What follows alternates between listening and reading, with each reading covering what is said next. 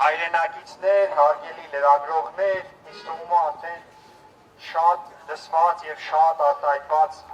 ազատություն մեր բոլոր քաղբանտարկյալներին եւ ազատություն Սամվել Կարապետյանին այս եզրույթները, այս խոսքերը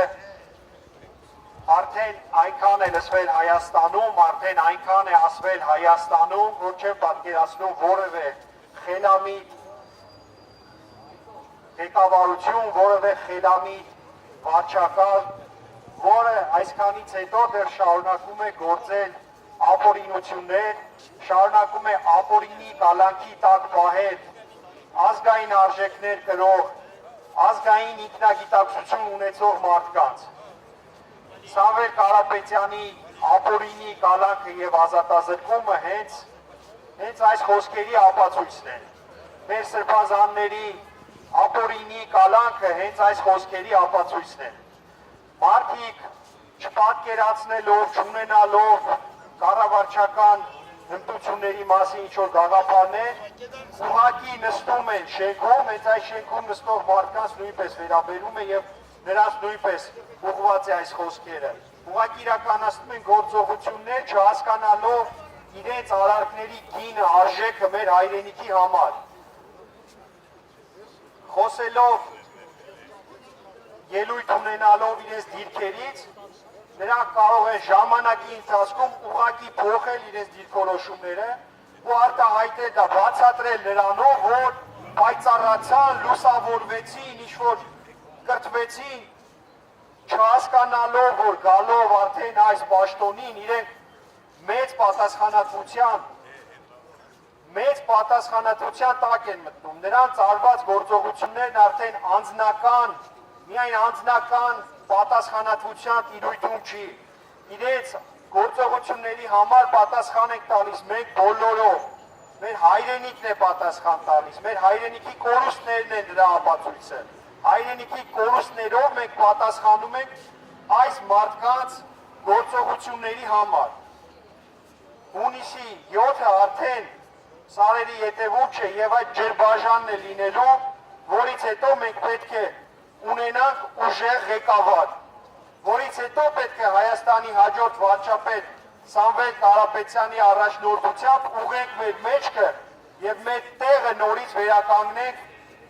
աշխարհի երկրների հեղինակության շարքում։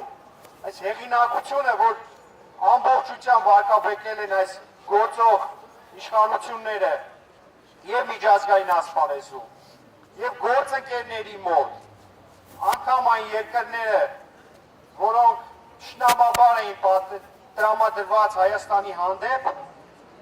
զգալով Հայաստանի ղեկավարների հեղինակությունը, որը նաեւ պրոյեկտում են մեր երկրի ամբողջ հայրենիքի վրա, բնականաբար պահանջելու են իրենց շահերից բխող դիրքորոշումներ, որը այս մարդիկ ուղղակի ընդունում են, առանց որևէ նախապայմանի, առանց որևէ հակադրության, իրենք ընդունում են բոլոր պահանջները, որոնք դրվում են մեր հարևան ոչ բարեկամական տրամադրված երկրների կողմից։ Նման ղեկավարներով շարունակել ապրել այս դժվար տարածաշրջանում, այս միջազգային խնդիրներով լի տարածաշրջանում, ուղղակի արդեն անթույլատրելի է։ Հենց հունիսի 7-ը լինելու է ընտրության օրը, այդ հայրենական ընտրությունը, դրանից հետո է լինելու ջրբաժանը եւ ես համոզված եմ, որ մենք հաղթելու ենք այդ ընտրություններում։ Հայաստանը ունենալու է ուժեղ առաջնորդ։ Այս վախի անարդարության մթնոլորտը, որ փորձում են ինչ-որ մի կերպ հատատել մեր ժողովրդին, չի ստացվելու, հասնելու է իր ավարտին։ Ժողովրդավարության առումով ենք առաջ գնալու, ազատությունների առումով ենք առաջ գնալու։ Համոզված եմ դուք բոլորդ արդեն գիտեք եւ վստահ եք, երկրորդ կարծիք չի կարող լինել, որ տնտեսությունը պետք է զարգանա ու տնտեսության զարգացման բանալին արդեն ներկայացվել է։ Դա համալրվելու է, լրացվելու է եւ դա աշխատանք է, որը հետեւողականորեն իրականացվելու է։ Այս խոսքերս ուղղակի ուզում եմ եզրափակել պահանջով, ազատության պահանջով